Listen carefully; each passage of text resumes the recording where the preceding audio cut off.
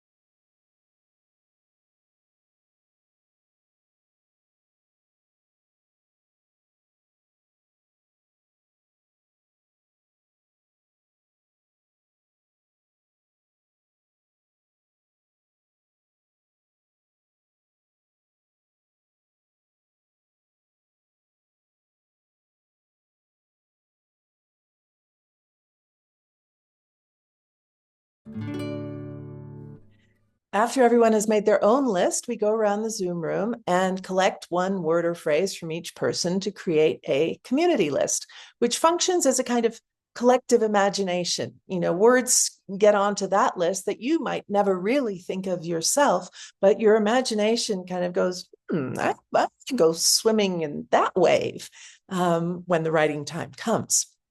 So I will read out to you today's community list. And if you would like to write the words down as I read them, go ahead and do that. I think there is value in that. But if you don't want to do that, fine. I'll be putting the list up on the screen again during the 10-minute writing time. So here is today's community list.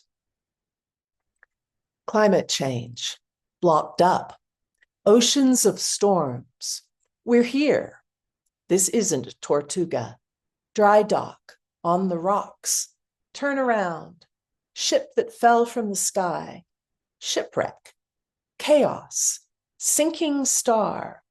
Pirate ship. Stiffy, mystic landing, washed aground. After death, life. Any survivors? Old seagulls, very big.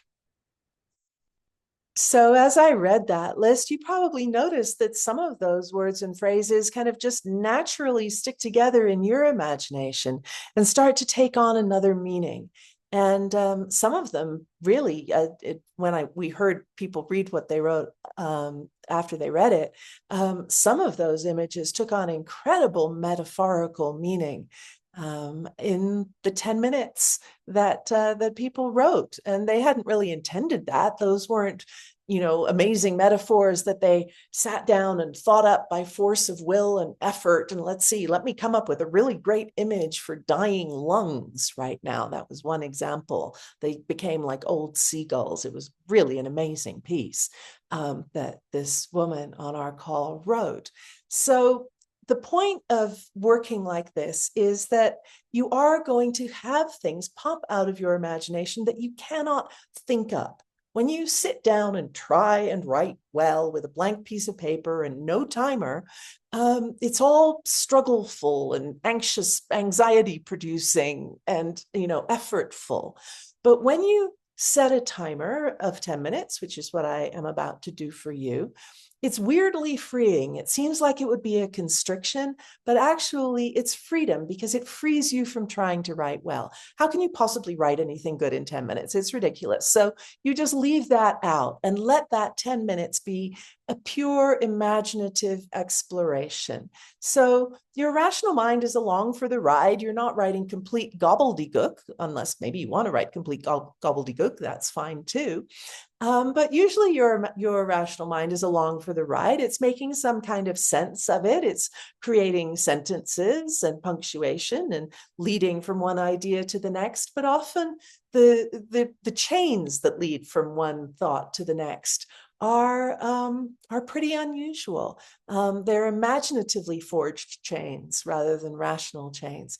So see what happens in this 10 minutes if you let your imagination take the lead. Let it go wherever it wants. You can use as many or as few of the words from the two lists as you like. Maybe you'll only use one and head off from there and never come back to the list at all. Or maybe you'll come back to the list for inspiration as you write. So your 10 minutes is starting now.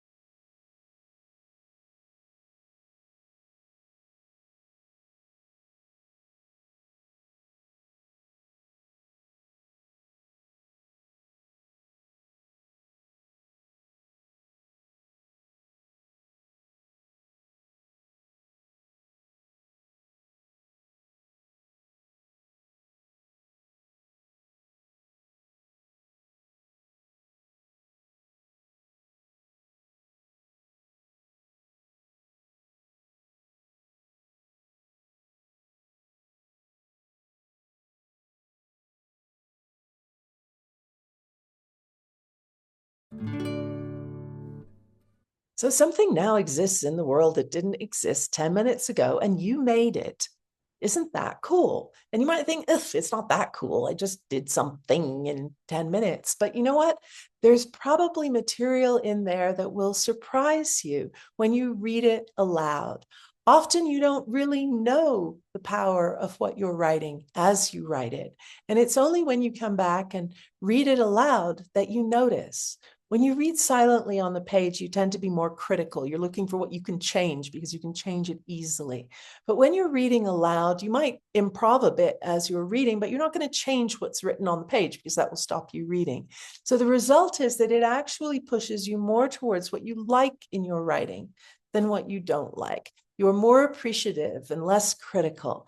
And this is very good training for your inner critic. It retrains your inner critic to push you towards what is strong, what is good, what is authentic, what is you in your writing, rather than what you don't like. And often what you don't like is just because it's not like writing that you think is good, which was written by somebody else. So that kind of criticism is not always very helpful anyway. So let's work on your inner critic. Let's train it to push you towards what it likes about your writing, what you like about your writing. And put me on pause now and read what you wrote aloud. So I hope you did that, even if you're in an empty room. It's not an empty room, you're in it. And as I was saying, you are your most important audience. So before I go any further, I want to credit the picture. It's a photograph taken by Lyn Rothman of an art piece created by Sean Guerrero at Bombay Beach in Southern California. And you can see more of Sean's amazing collages of the relics of the American West, he calls them, at chromesean.com. I'll put that in the text below this video. If you like what you wrote, maybe you like to share it. We would love to read it. So how do you do that? We have a platform called Circle, which is also free, and you access it like this. So here is how you get to the Circle. You go to imaginativestorm.com, scroll over to Community, the Imaginative Storm Community, Inspiration and Momentum, Imaginative Storm on Circle. Click on that. It'll take you further down the page. And then click here to go to the circle. It'll look a little different to you when you get there because you aren't signed in yet, but you make a username and password. It's free. And then you will get something like this. You go over here to Prompt of the Week.